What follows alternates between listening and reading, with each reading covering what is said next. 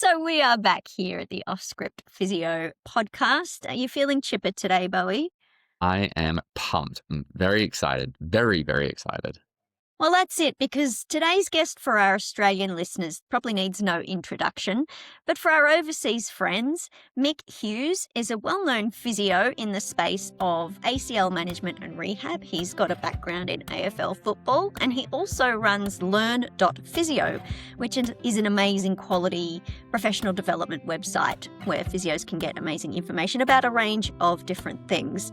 He's very generous with his knowledge and time, and that flows into a very strong social media presence. And more recently, he's been sharing a bit more about his personal journey behind his career, which is what really draws us to the story today. So let's get stuck straight into it. For many of our listeners, they will know our guest that we're talking to today.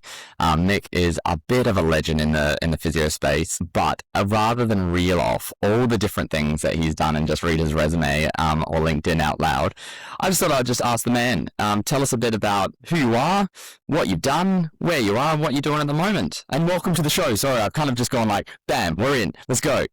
Sorry, welcome. And tell me a little bit about where you're at. I'm just too excited. Thank you, Bowie, and thanks, guys. Thanks for having me. Thanks for the opportunity to talk shop. Look, I'm currently living and working in Townsville. I have been lucky enough to move around a bit over the years since becoming a physio. I did my undergrad training up here. Started in 2006, and before that I'd completed an exercise science degree, and I'm sort of working backwards here, but in Sydney I did that in the early 2000s after growing up in country New South Wales. So I strangely found myself in Townsville after a stint overseas, and you come back as a backpacker in your early 20s and not knowing what to do with your life, and a bit lost, and sort of always felt like I wanted to be a physio. So I ended up, applying to physio schools and got applied everywhere around Australia, and James Cook Uni in Townsville was the only one that said yes. So I latched onto that with open arms, and embraced the North Queensland culture. And this is in a place where I met my wife, and so we met here at university, and then we ventured around the countryside for about 10 years. Stints in Newcastle and Melbourne for 7 years, and we got to a stage in just after, it wasn't the pandemic that kind of kicked us out or sent us away, or it really motivated us to move out of Melbourne. It was just we kind of came to that stage of life where two young kids on board, 5 and 3 at the time, and we were just really wanting to get closer to home and be around friends and family. And Melbourne, we met some great people, had some great career opportunities, but it didn't really feel like home. It didn't feel like we had we didn't have family. We didn't have a lot of family ties there, and so that sort of made us want to seek where that was. And for us, it was Townsville is where my wife's family all sort of reside, and we had some great mates that had sort of stayed around Townsville after uni days and then grew families, and we saw that and we wanted to be a part of it. So 2022 into 2022, or 2021, we came back up here and have been here since, and happy and settled. So no, it's been nice to come full circle. I really love unpacking the humans behind the clinicians. That's what we do here on the pod. And I also love picking up on patterns or common threads. You've had a lot of amazing markers of visible success in your career, from co-authoring the Melbourne ACL Rehab Guide, largely the Bible of getting better from ACLs. You're the director of Learn.physio. You've worked in AFL. What do you think is your own personal common thread to your successes? What is it that's the common denominator? Yeah, no, that's a good question. In with a hard question. Probably, it's I'd like to say hard work.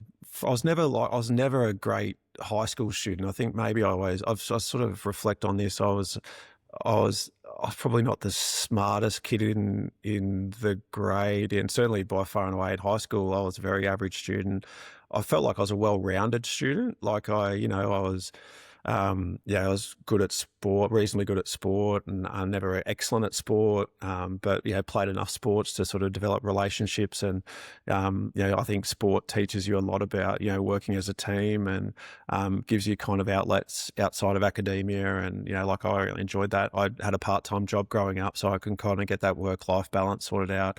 I felt like I was an okay student at high school, but then I got the grades that I deserved because I didn't really sort of put in all the effort that some of my peers would have done when they prepared for their Year 12 exams, because I was playing sport and working and socialising and that kind of stuff. So, but I tried hard, and same thing at uni. In my exercise science degree, I knew I wanted to do well at that, and I wanted to do well, but I wasn't naturally gifted. No.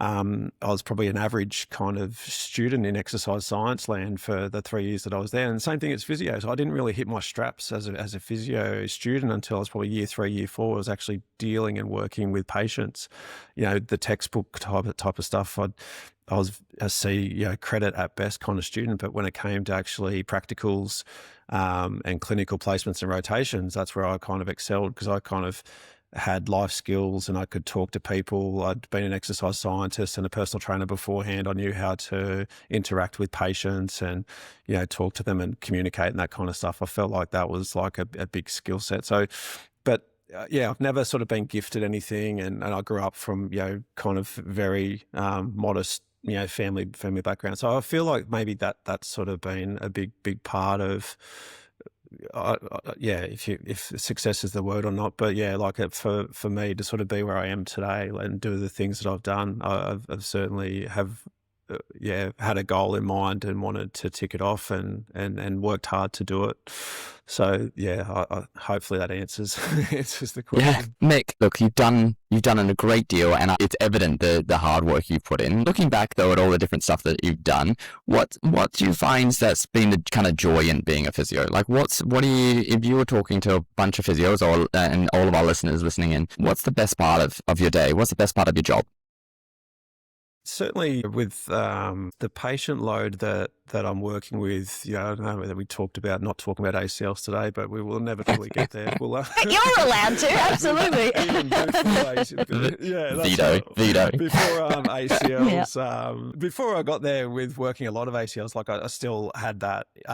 Probably what gave me the joy was making people feel better, and I think that's probably at the centre of what we all want to achieve with our patient load, and what makes us turn up to our job each and every day is to help people improve their quality of life and see them thrive, after injury or after, a pain episode or whatever it is. You kind of want to see them get back to what makes them happy and gives them joy. And within that gives you joy. And there's nothing more enjoyable for me to sort of see my patients, achieve their goals. And, you set them their first goal and they tick that off and they walk out with a spring in their step and they're motivated and excited. And, or, they come in and have been told many times they can't do this, and I just love proving people wrong, even themselves wrong. So they're probably the two big things that, I love about my job is, proving the naysayers wrong, but also to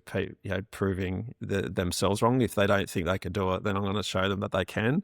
But also to working with them to get back to their previous levels of joy. What gave them joy? If it's running, if it's basketball, if it's netball, if it's just being able to play with the grandkids, or go on that overseas holiday, or go on a caravan trip around Australia. Like if they're the things they're doubting themselves about, I want to sort of show them that they can do it. So that's what I love about that. I can see that there is so much about helping others that's apparent.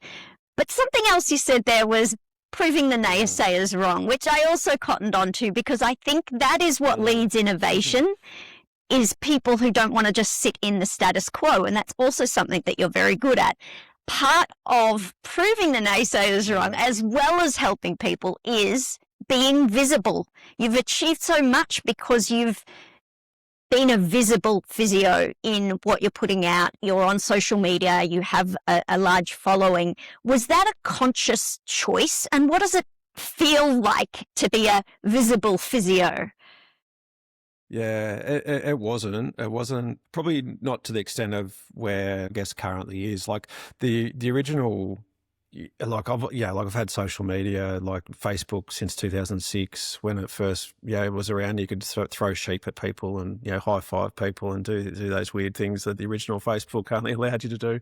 To what it is today, and Instagram was kind of used as a share your favorite photos to all your mates. But in 2006 was kind of like a bit of a turning point for me. 2016 is when we moved to Melbourne, and I sort of found myself in a position where, in my two previous roles here in Townsville and Newcastle, I was kind of like quite comfortable in my job. I was an employee, like I'd sort of rock up to work and do my thing and treat patients. Whereas the shift to Melbourne and the culture in Melbourne and the way a lot of clinics are set up in Melbourne is that you're often a subcontractor, and you kind of have to run your business within a business effectively. And I saw an opportunity there where, I didn't study in Melbourne. I didn't have any connections in Melbourne. I hadn't done any clinical placements. I didn't know anyone. And here I am, a really small fish in a very big pond. And I thought, well, in my downtime at work, if I'm not getting paid, I might as well be bettering myself and learning. And here's a good opportunity to do that. And I was studying a post-grad course at that time. I studied my master's of sports physio at that time. So I saw all these kind of opportunities where I thought, well, I'm not just going to sit around and kind of not get paid for an hour. Like if I'm not going to get paid, so to speak, then I might as well work on myself and kind of pay it forward in a way. And by doing so, it kind of allows me to build connections and relationships and be this person that can, share knowledge to our physio community, to our medical community. Because at that time, I remember reading something that, there was such a big knowledge, and still is, like a big knowledge translation gap where a piece of work is published and it can take, 10 to 14 years for it to actually be adopted in clinical practice. So when I read that particular blog or paper, and I was like, well, I've got an opportunity here, and I'm in a position where I can actually try and speed up that knowledge translation lag. And that's where I purposefully, set about doing. I didn't purposely wake up one day and say I want to gain 100,000 followers in a year and be this sort of entrepreneur and be an influencer and sell a heap of products and make millions of dollars. Like, it's never been a motivation of mine. My motivation's always been to share information and make the physio community and the medical community better. And so that's kind of, I guess, where it came from. But it wasn't. I guess it was a purposeful decision to go online and share this information. But it hasn't been a motivation of mine to sort of grow it in a way where it's going to financially sort of benefit me, in a big way. Of course, it does make me, like obviously with Learned Up Physio, and we've grown some things out of it. But I guess the financial gain I get out of it is probably seeing patients or, getting referrals. And, so in a way it's helping my business, but in a more roundabout way. So yeah, that was the motivation initially. Being visible, I think there's probably a lot of younger physios out there that see that this is a great opportunity, but I'm sure it comes with its pitfalls and its challenges. And I guess, where you're at today in your profession as a leader and out in the community, what's the hardest thing to manage during the week that comes with your presence? I've certainly really struggled. I'm probably getting better at it now, but there was definitely a big chunk of time there, maybe for, I'd say at least a probably 5-year stretch there from, maybe late 2010s to, COVID and a little bit beyond that, balancing out the need to post all the time. Like it really was very all consuming and like once, because you kind of get this little dopamine hit, right? Like you sort of, you do a post, you get it out there, you share this information, you get this lovely feedback and commentary about, this is really helpful and this has helped. And so it makes you want to do more and more. And you get into this sort of cycle where, you're constantly thinking about, what's my next post going to be, or, how can I sort of, what's my next blog going to be? So it can consume you a little bit. And I did struggle probably there from a time perspective where, I probably was burning the candle at both ends, staying up way past my bedtime when with staring at, blue light, looking at my phone, thinking about, how am I going to post this or how I'm going to word it. So I probably lost a lot of sleep there some nights, when I should have been asleep. So that's probably been the downside, is that it can become a bit all-consuming thinking about what you're going to do. And I've got better at planning things and using my time more effectively through the day, or even just reducing the amount of content. And I'll go through bursts where I'll just put the phone down for 2 or 3 months and really post very, very infrequently, but then I'll go through another, maybe a few months where I'll blast it again. And of course, there's always, I guess one of the barriers that I was really worried about early on, and it's certainly a downside, is the negative comments and the criticism and a few trolls and people that are really, really critical at the things you say and do. And I was very conscious of that early on, and I was initially worried about how, putting yourself out there would be perceived by my friends or my colleagues or people that, I don't know. And there's always that fear of being trolled. And in reality, those fears were kind of not founded. Like, I think if you post in a way from a social media point of view, if you do come at it from a point of honesty and truth and really just, look, if you are being very transparent in what you're doing, like, this is a research paper, this is the findings of it, this is how I'd apply it in real time or in a clinical situation, you sort of can't really go wrong with that approach. When you probably start putting your own 2 cents worth in, or you start spinning in a way that is not right, or you create this sort of, false narrative around it and using it then to, sell something or profiteer off it, then that's obviously, getting into murky waters. But I've always tried to stay true to that, because I see it as a responsibility now. If there's a really valuable piece of information there, we need to sort of get that known, and it needs to come from a trusted source that people can rely on. And rather than it's probably self-imposed, but I sort of feel like that's my responsibility, and I've sort of been doing it for a long time now, and I like that. But I don't want to also take it in, take people's trust away and abuse that either. But that's where that troll stuff, it was really sort of, bothering me early on.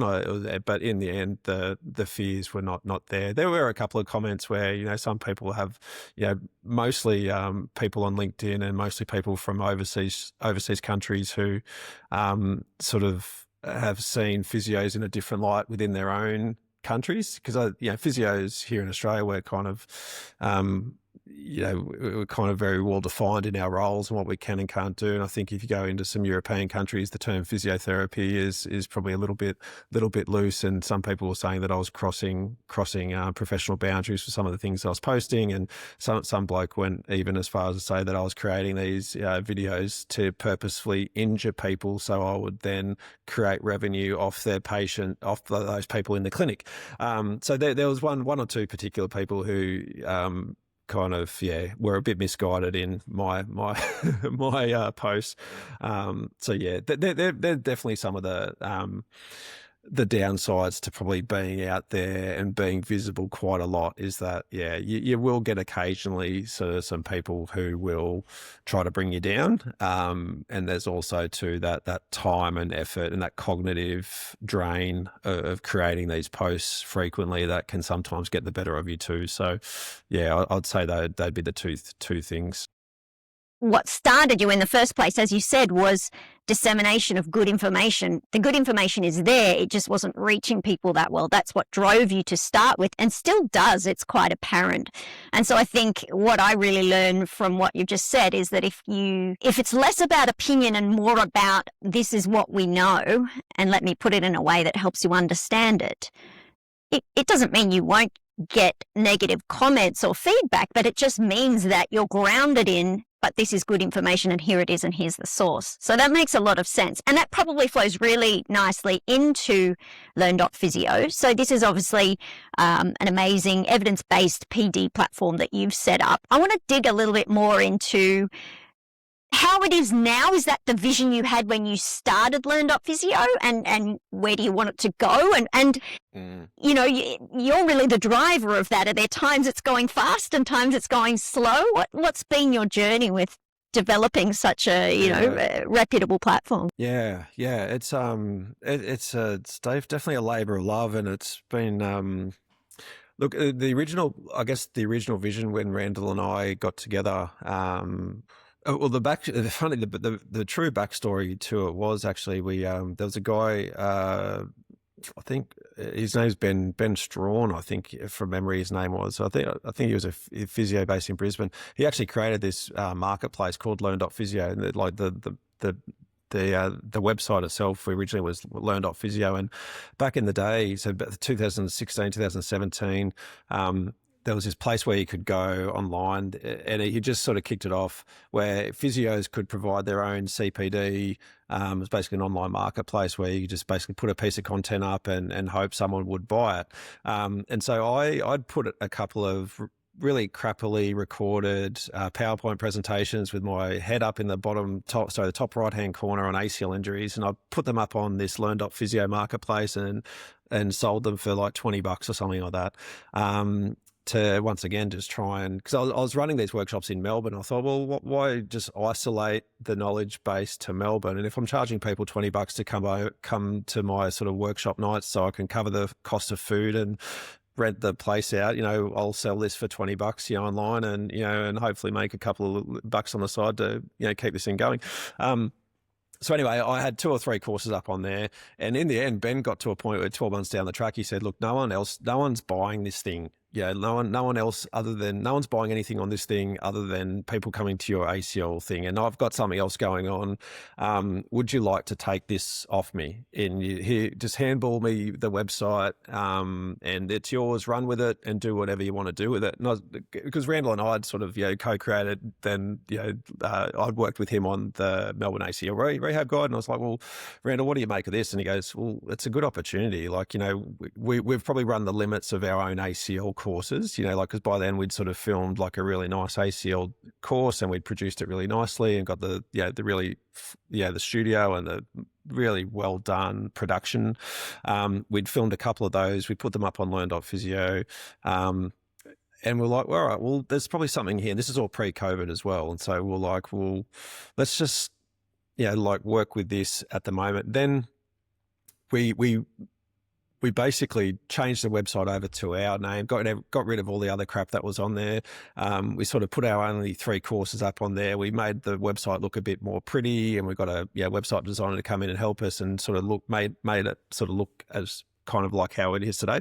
Then COVID hit. And so 2020, we were sort of a little bit ahead of the game. We had 3 courses online, as it were.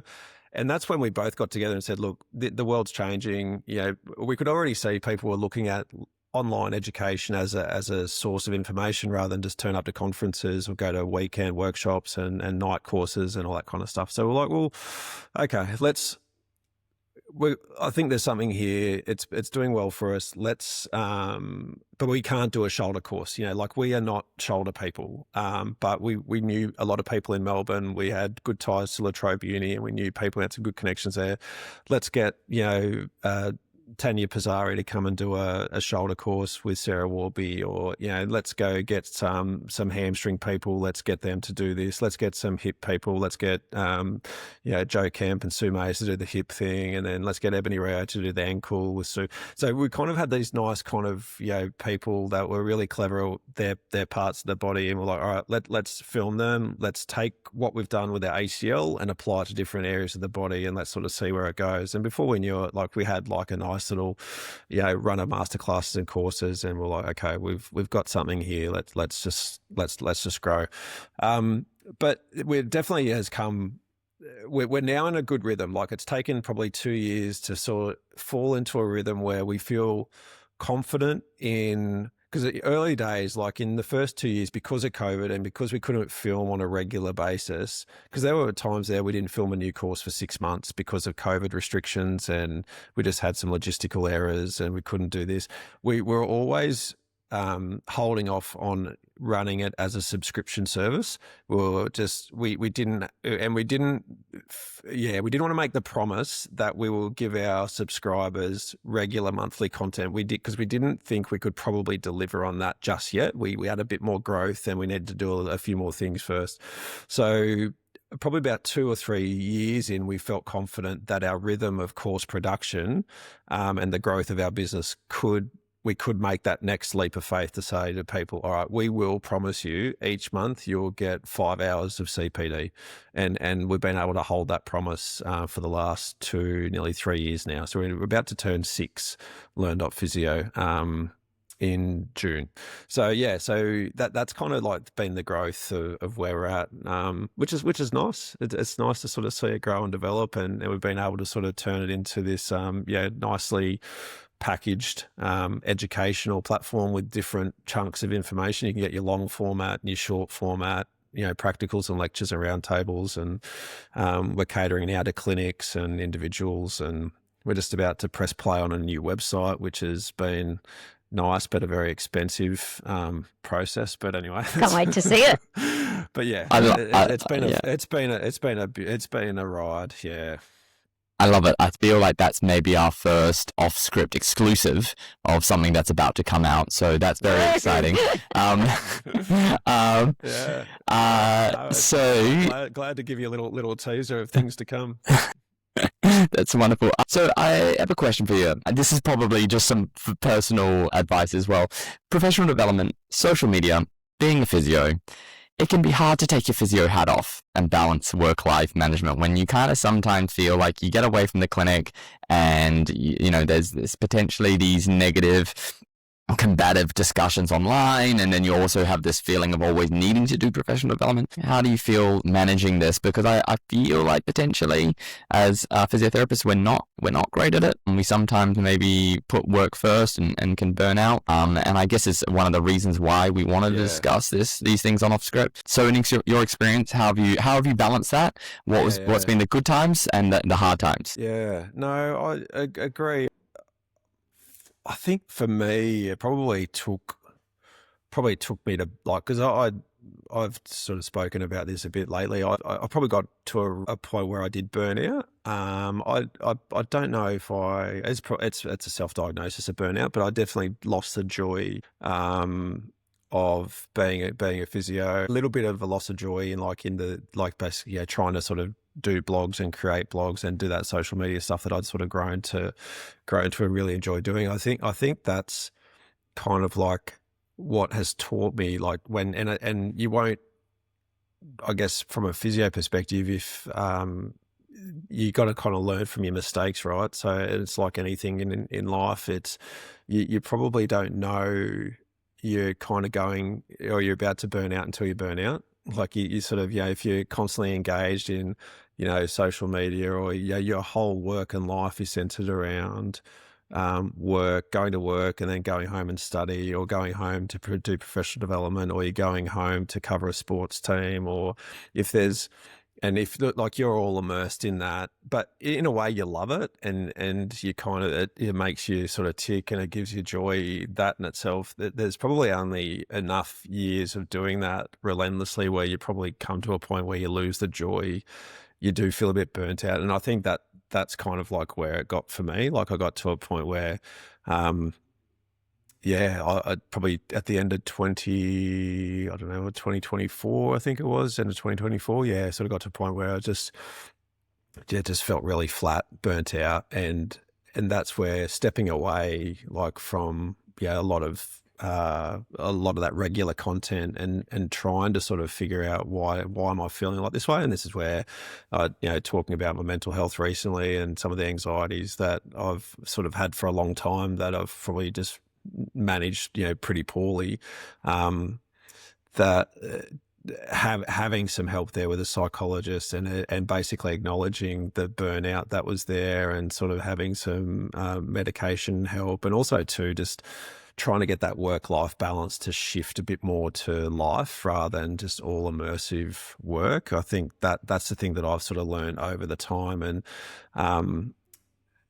I think on reflection, like if anyone's going to take any advice now, like one thing I think sometimes, unfortunately, you probably have to experience it to know how to manage it better. But also too, if you don't want to actually tip into what it's like to feel burnt out or, feeling struggling, if you want to avoid it kind of thing, I think if anyone's listening and they probably do worry about how they will sort of react if they do reach a burnout stage in their life, I think it's really key that, you do take that step away from work, and find something. And for me, joy, like the joy that I find, like is making sure that I go to the gym. Like for me, for me, my joy comes through exercise and gym and spending time with the kids and that's sort of, for me, I'm now finding another part of my life that's now not related to work and life. And so for me, it's karate at the moment, which is a bit weird, but it's fun. It's something new. It's challenging. It's rewiring my brain. I feel like I'm fit enough and strong enough to handle it, but my brain is just so far behind my ability. So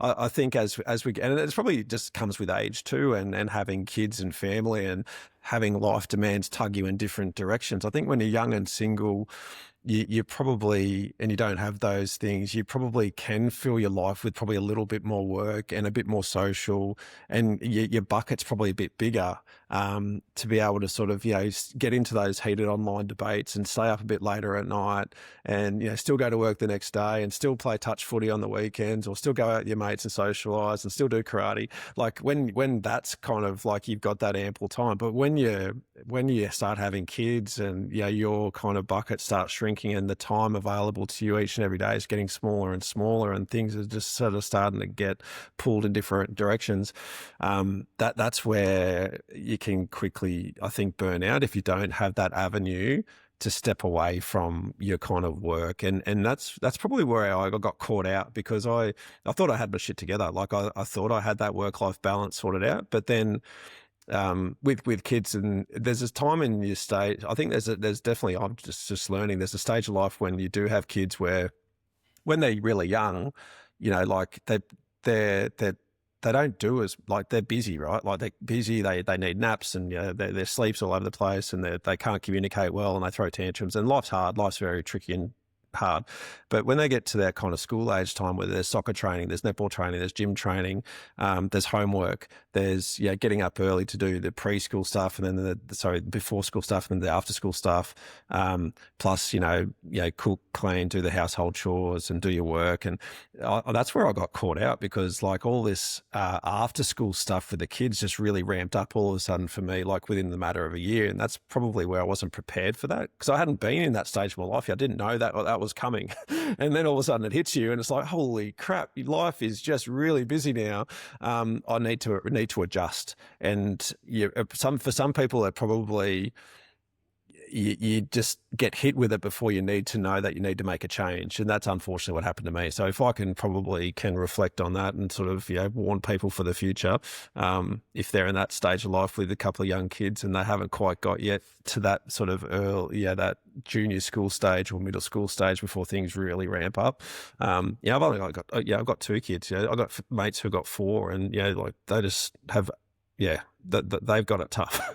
So sometimes I just need to also to put it into perspective that, life's hard, but there's definitely some harder parts of life than doing this. But I wouldn't change it for the world. I absolutely love what I do, but it also means for me that I take back a few hours out of the clinic. So that's the sort of juggle, like, and that's the sacrifice you need to make as well. Like, I don't think you can sort of be it all to everyone.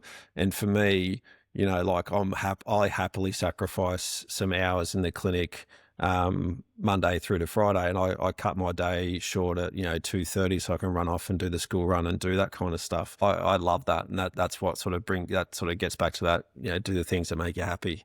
It's so good to speak about. It's so amazing to add authentic conversation about this to our profession. So I really appreciate you sharing that, Mick. I worked with Bowie a few years ago, and something that he instilled in me, because it's something he's very passionate about, is conversations around mental health and how we should manage our mental health like we manage our physical health, in terms of being aware of warning signs. You mentioned the loss of joy. That's probably a really good signal for you in that. But as we know with injuries, preventative measures are ideal. That's the best course of action for new and junior physios. What would you say is the equivalent preventative action they can be taking for their mental health in what is hopefully a long and successful but quite busy career? I think for me, my tips would be just have solid friendships, and I guess to have a community or a friendship group, because that's one thing that I've definitely, that's one thing that definitely shrinks over time, and that's whether or not that's for everyone, but it definitely has shrunk for me, and that's probably contributed a little bit of to my sort of struggles, is that, you know, like when you, I like my family, like it may seem that my family is the like the family's the center of my universe, right? So like I would sort of do any, like, you know, I'll drop everything to go and run to them, and if that means that I sacrifice, you know, a night out with the mates and that kind of stuff, or a weekend away with the boys or whatever, like I would happily do that. But I've also known that it's important that you do maintain those healthy connections and community groups outside of, yeah, your work unit, your family unit, because, you know, you just need to have those people around you that, you know, aren't talking to you about physio stuff all the time.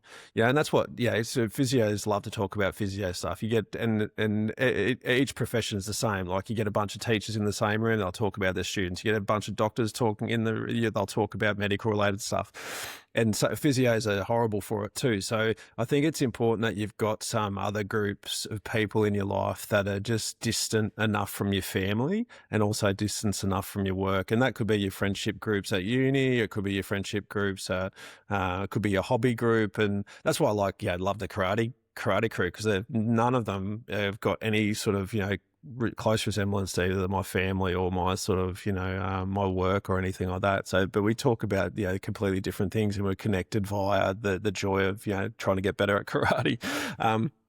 So that would probably be like a preventative thing, other than obviously the obvious things of, you know, just making sure you keep up a really good exercise routine. Obviously, you know, like if you do have some struggles, like if you grew up, you know, like in high school and, you know, university, you had some struggles with mental health and coping and anxiety, depression, obviously, you know, making sure you keep regular tabs with the psych and using it. And that's one thing that I've learned is, you know, using it proactively rather than reactively, making sure you, like your dentist appointments, you have them, you know, locked in the diary every 3 to 6 months, you know, make sure your psych appointments are locked in regardless of how you're feeling. Because I think that's the one recent experience I talked about, is that I felt good last week when I went and saw my psych, and it was nice to actually go and just talk about positive things, or, you know, work on strategies that I can't usually see when I'm probably feeling a bit flat or feeling a bit anxious. And because usually when you go to psych, when you're anxious, you're trying to figure out strategies to get out of that. Whereas it's nice to actually see kind of a different light and to work on things that are, you can work on when you're feeling good. So that would obviously be the, obvious couple of things there. You know, getting a pet's always nice. You know, if you got room for a dog in your life, how can you feel sad when you got a dog getting around you? So it's Love that. I have one right beside me. You know, yeah.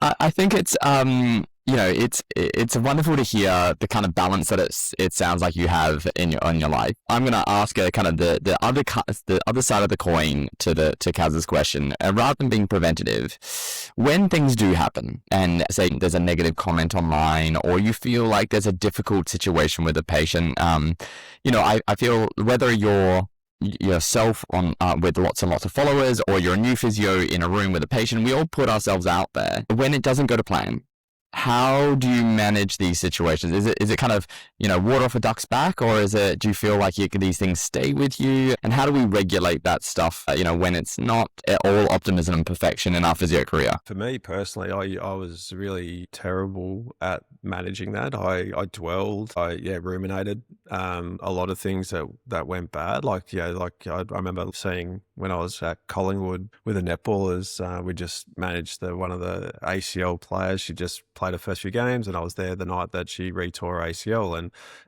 that next couple of nights, I had sleepless nights, stressing over every possible outcome measure we tested, scrawling and crawling through all her data, really obsessing about trying to find an answer as to why she re-injured. And that was kind of like a natural habit of mine. And even as a new grad, I would find myself every night coming home from work a bit defeated and deflated, and thumbing through Clinical Sports Medicine by Bruckner and Kahn for hours on end to try and try and improve myself. And whether or not that was probably more of a measure of trying to get better and be a better quality physio, as opposed to sort of dealing with a stressful thing. But that was probably a nature of me trying to find answers to everything. And even like outside of work life, if something did go bad, with the kids, if they were sick, or something was going wrong with work or family or with a friend, it often sort of made me sort of lose a lot of sleep at night, ruminating and stressing. And look, I certainly have got better at that, particularly since obviously that burnout period that I had, where I was probably really losing some sleep and stressing about things that were not really existent and probably way above what I could control. And since speaking to psych, starting some medication, I feel those kind of stresses that naturally do occur are far better.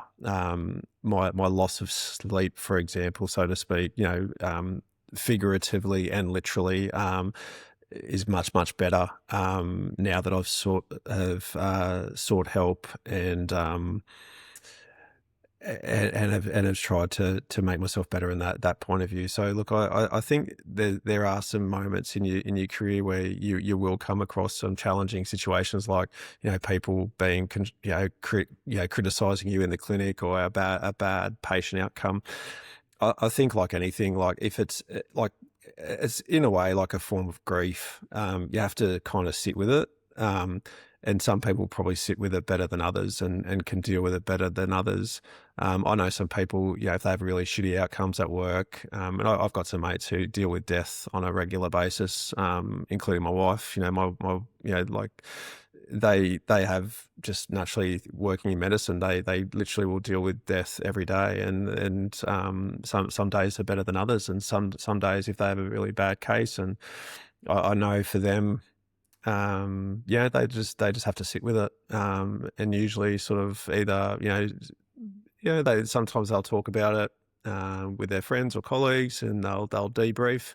Sometimes they just need a day just to sort of sit with them themselves, digest it, and then pick up and move on the next day. So I mean, obviously that's the more extreme measures. We probably don't deal with death so much on a day-to-day basis as physios, but I think there's, regardless of what career you are, if you're having that kind of stress and anxiety in your work and you're having bad outcomes, I think part of it's just naturally sitting with it, and acknowledging that it is making you uncomfortable, or it is making you sad.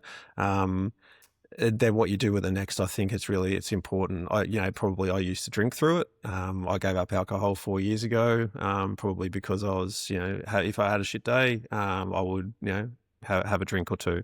That's the challenge, is when, you make that commitment to stop self-medicating, maybe through alcohol, is that when you do have a stressful situation, what are you going to do now? Because the alcohol's not there anymore. So that's where psychology, talking, counselling, medication, obviously anti-anxiety or antidepressant medication can be helpful, but finding a really proactive source of an outlet to help talk about I guess exercise is always part of the solution, but it doesn't fix the problem all the time. So a big part of that solution is actually and verbalizing things and not sitting with them, for too long and letting them ruminate over in your head. And that's what I was terrible at. I would always sort of just sit with it and not want to talk about it. Now that I know I can talk about it and I feel much more comfortable talking about things like this, I deal with those anxieties and stresses way, way better. That's such a wise approach, Mick. What I'm really hearing there is you're never going to avoid those uncomfortable feelings. You've sort of got to let them wash through you, but giving words to them often helps rather than trying to sort of mask or avoid them.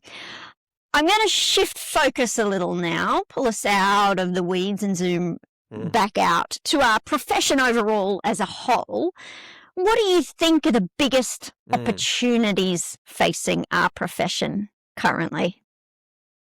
Got a really good opportunity. Like, obviously, we're really well known, for really being strong advocates for, improving people's quality of life. And, like if we just zoom in on like, sports physio, musculoskeletal physios, and obviously there's lots more, subtypes of physiotherapists out there. But if we kind of just sort of focus on those two things that I'm probably most likely to be able to speak to well about, I think those areas we've got a well-known and well-established, I guess, face as, getting people moving, getting people exercising and getting people up again.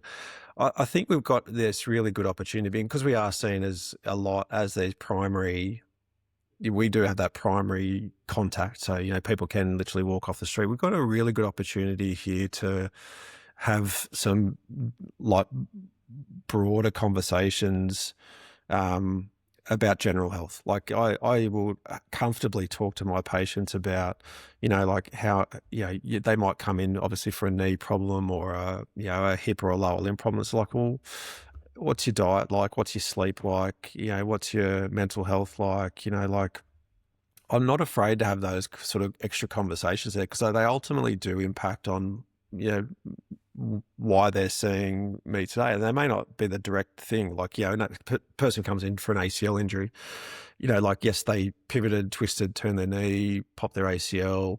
Now, whether or not they have surgery or not, it's up to them. But the negative effect is naturally is going to be, there's going to be an insult to both their physical health and their mental health.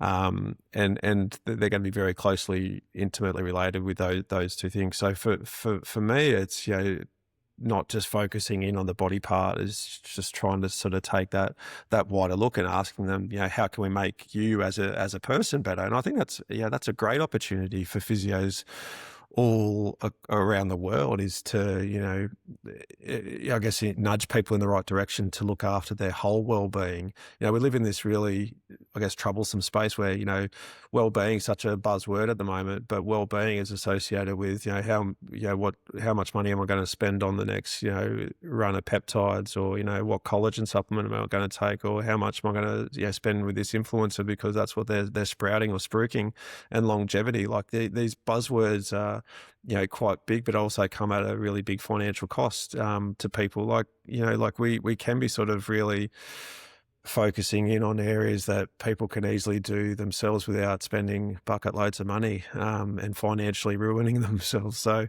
that's where I think we've got a great opportunity to do that, nudging people in the right direction to improve their physical activity and their physical and mental health. That's where I think we've got a really strong spot to work on. First, I just want to say how appreciative I am of how vulnerable you are around talking about these things. It's so vitally important that both just physios in general, but also when we get chances to listen to leaders such as yourself raise these things and bring them to the surface, it allows a lot of physiotherapists to feel more comfortable with it. So hopefully, even if there's one person that's listening today that feels that they can increase their conversation around mental health, and particularly when we're talking about opportunities in physios, it's both exciting, but it can also be kind of overwhelming when you're, when you feel like you want to be getting in and doing more. As you're developing as a physiotherapist, what do you think are the opportunities to become a clinician that gets more comfortable in these spaces that are not necessarily the hard clinical skills, the soft skills that we have? How do you feel like we should be developing these things? It's the soft skills. It's they're the hardest skills to learn. And I think that's often that is something I think only really comes with time and experience. Like, it's not something that can be really well taught at university. And I probably don't have the greatest answer here, but I just, it is a huge challenge for us. And of course you can work on it, and you can, maybe take some workshops to sort of learn how to, maybe ask questions, better. And certainly communication courses will sort of help you develop some of those kind of, I guess discussion points and the way you ask a question and how you sort of sit with a question, that they really can be taught in a way. But I think it's two things.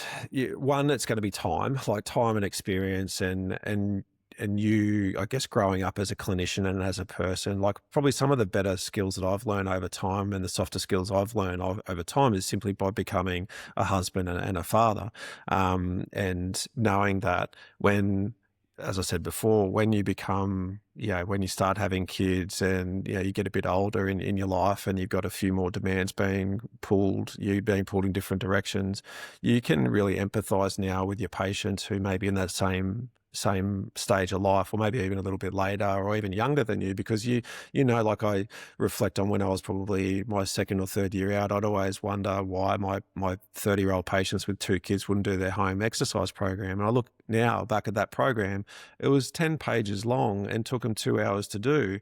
So there's no wonder they didn't find the time to do the things that I'd asked them to do, because there was just a big mismatch there with their time. Now, 10 years down the track, 15 years down the track, and I've got that appreciation now that my window of time to do things for me is really shrunk down to 45 minutes every day at 5 a.m. in the morning, and that's my gym time. So, and there's going to be lots of people out there that look like that. Their time allocation to them may look very different and sprinkled throughout the day. So part of that, I think, just comes with time and some life experience. Maybe part of it from a young clinician point of view, if you're in your sort of 0 to 5 years out, you're kind of mid-20s, you don't have kids yet, you don't have a partner, and you still got this little bit of freedom to work and travel and got time. Maybe part of that learning experience is go hang out with, some, boomer physio or a Gen X physio who's, really sort of whizzing in, whizzing out the door and, dropping everything because they got to go and chase the kids around all afternoon. Listen to those conversations, because that's probably where some of the gold gets picked up, is when you actually, you got 2 30, 35-year-olds or 2 40-year-olds, having a conversation about life and kids. And all of a sudden now you can pick up on those things as a new grad physio about, oh, geez, these guys are pretty time poor. Part of it will also just come with just you experiencing it yourself. So that's probably part of that, I think, navigating that. But part of it also too is clinic owners probably being and clinic directors being a little bit more appreciative to that, with the time constraints they allow their clinicians to have with their patients too. Like, half an hour, consults, 20-minute consults to sort of really get into the weeds of, a person's life and their time demands. It's hard. It's hard to sort of get deep into conversations and develop those soft skills. And I mean, to build that rapport initially, so you can work down into that, that's going to take much, much longer than a 20, 30-minute consultation. It's going to take multiple sessions over multiple weeks and really strong relationship building. But I think it also helps that first point of contact. Like that first impressions always last, right? So if our early career clinicians and our new grad clinicians can actually have that time and that buffer of time to actually spend with a patient and get to know them, build that really strong rapport and really give a really nice positive overall initial impression, that can definitely allow those softer skills to develop over time and obviously help the whole clinic thrive after that. So that would be my sort of gut feel for how we could probably make that space a little bit better and make it a bit more positive. What you're saying, Mick, is you don't have all those skills when you pop out of uni, but just be aware of the knowledge gap within soft skills. And being aware of the knowledge gap allows you to look and watch and learn and be curious. And you'll pick up some things relatively quickly, but only time will give you the others, and that patience to be aware of it and to be looking out for it, I think is really great advice.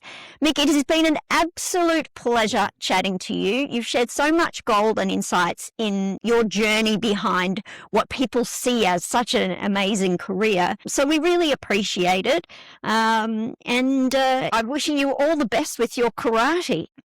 Thank you, Karen. Thank you, Bowie. I appreciate that. No, I appreciate the invitation first and foremost. It's been lovely to chat and probably get away from ACLs a bit. I feel very comfortable talking about that, but also too, I'm also really happy to share some of my own personal stories. And I think once again, especially when it comes to mental health and that side of me, I'm really keen on sharing that because I think it often gets hidden.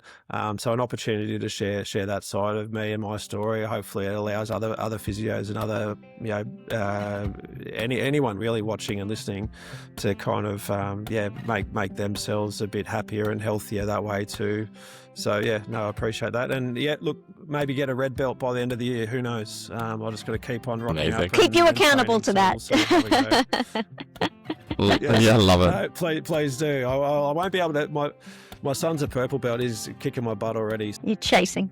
No, if I can get that red belt by the end of the year, I'll be stoked. Fantastic. So we'll Thanks so much, Mick. Yeah. Absolutely magic. Hey, I mean, this is, I guess, why we decided to do this podcast, is to be able to talk to amazing physios, but more importantly, amazing humans. It's so nice when someone can be vulnerable about their experience and share it so openly. And the hardships, the difficulties, but also some of the real positives, and you can see the real passion behind Mick's just journey. It's especially because he was talking about how he lost some of that passion, but it's interwoven there, still really there. So it's such a lovely conversation. Yeah, and what does it mean when you lose a bit of that passion temporarily? It could be that there's something that you need to shift. I think it's such an impressive resume that Mick has, and I think it's just a good lesson for everyone to see that there's always a human behind that shiny front. And actually, when you dig a bit deeper, he's an even better human than you probably even realize, because he cares so much about getting information out there, and the driver for that is to help people. So what a great episode. I'm looking forward to having a listen back again, actually. Yeah, it's amazing. And, we talk sometimes about these tips for, I guess, new grads and their journey forward in physiotherapy. But Mick is somebody I still aspire towards being someone that's on top of research or professional development and connecting with the community and being an honest and genuine physio. He's I think just a leader in the space, and somebody that I aspire to be and also very proud of his role as a husband and a father. And I think he's on his own journey to find himself among all that as well. My main take-home message was to make sure that I get a dog. That was the one thing that I took away from his talk. And learn karate. So, yeah, exactly. Awesome. As a token of appreciation for Mick's time on the pod today, we have made a donation on his behalf to Headspace Australia. Headspace is Australia's national youth mental health foundation, providing early intervention mental health services to 12 to 25-year-olds. You can find the link in our show notes. Thanks so much. See you next time.